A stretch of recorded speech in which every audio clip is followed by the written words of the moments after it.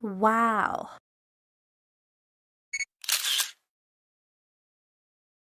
Gagawa ko ng tea, guys.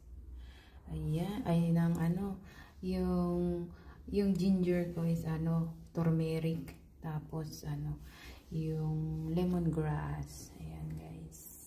Papakuloy natin siya.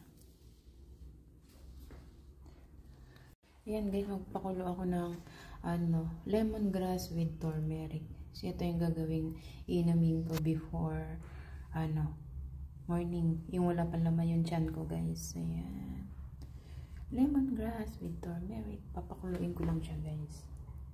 Siya ang gagawin kong tea. Oh, ayan na. Ay, tanlad nga siya, guys. Tanlad pala to, guys. Tanlad pala.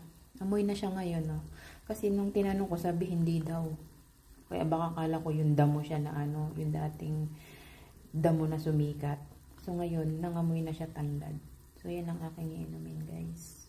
Sa mga may high blood dyan, or kahit di ka high blood, mag-herbal ngayon. Every morning without intake food. Only lemongrass ang inyong iinumin.